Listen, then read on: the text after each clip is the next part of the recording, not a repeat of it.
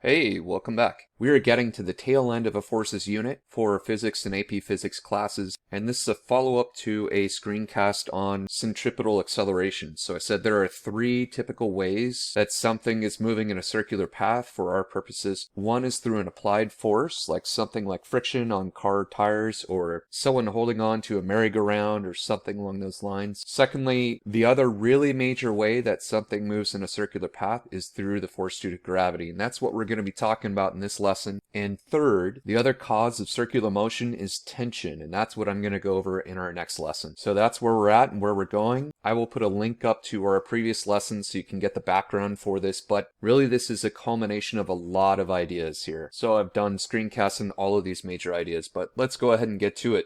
Alright, so if we're going to do the sum of the forces strategy for circular motion in terms of gravity, then we can start with the sum of the forces strategy.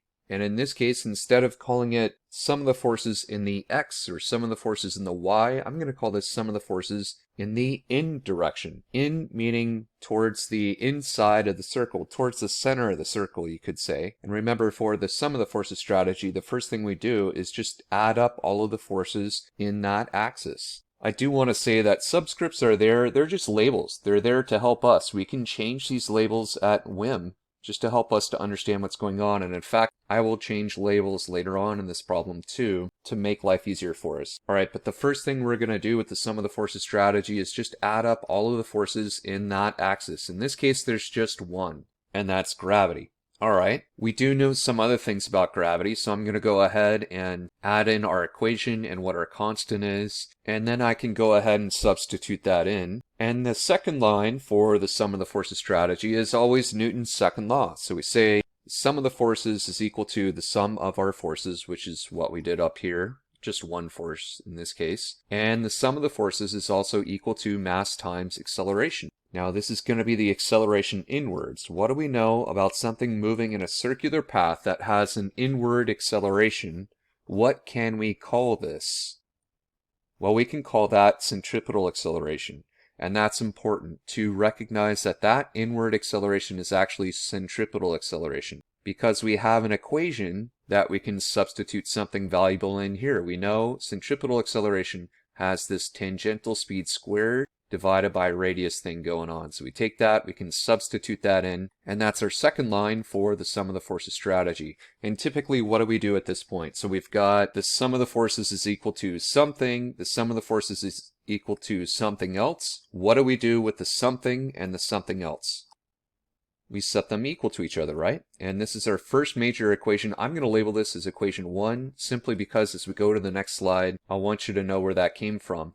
And if you have questions about subscripts at this point, that is good, because that shows you're thinking about it. We will first clarify what these subscripts are and simplify the problem. So let's continue. So this is just the general law here, universal law of gravitation. And so this is just a general M1 and M2. This over here is dealing with something that's moving in a circular path. And this mass for this object is actually talking about the object that is in orbit around the central point. So that object that's moving in a circular path has a mass, and that's the mass we mean. So let's clarify our subscripts, because again, I said we can change those, right? They're just labels, they're there to help us. So let's go ahead and change the label. We'll call this the mass of the orbiting object. This will be the mass of the orbiting object. This is the mass of the center object. In our problem's sake, this is a general way of writing this, but in our specific problem, you could say the mass of the center object is the sun, mass of the orbiting object is the Earth in this case. And so I just want to be clear about what we're talking about here. So I wrote a little key. You see what I did there? All right, and then at this point, we need to think, well, what can we cancel? Well, I forgot to write in lines here, but we can cancel this because it's on both sides. Mu is on both sides. And this radius, you've got a radius squared over here and a radius over here. We can cancel out this radius over here and one of these radii over here.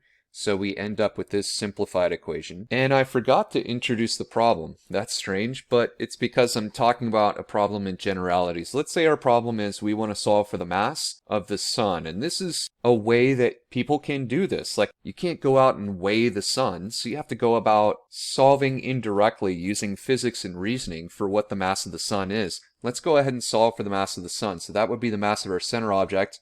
So we would need to isolate for that. So I've gone ahead and done that. And this is going to be labeled as our second equation simply because as I go to the next slide, you'll know where I'm getting that. Alright, so let's continue. We can go ahead and plug in numbers. We do the math. Holy crap, there are a lot of numbers. And we come up with an answer. And actually, this is very close to what the true value is. If these measurements that I fed into it were down to like 7 sig figs of precision, then we would get an answer that's closer to the true value, but this is actually pretty close. I do want to say as a reminder while I'm thinking about it, whenever you do math like this, whenever you have scientific notation, please use parentheses around everything that you're multiplying and dividing by. Type in this number with parentheses around it times this number with parentheses around it so that you don't make an order of operation mistake. And it's really that straightforward. If you've been following along, the way I've presented these lessons, they're sequential. They build on each other. If you understand each step along the way, you can do this. You can follow these strategies step by step by step and get these problems done. As long as you're careful, don't jump ahead, don't think you're too smart for writing your work down and all of that, you can all do this. So I've got one more example to give for causes of circular motion, and that's going to be tension as an immediate cause for circular motion. So I'm going to do that lesson next. Hopefully this lesson has been helpful. If you have any comments down below, let me know, and I hope you have a great day. Take care.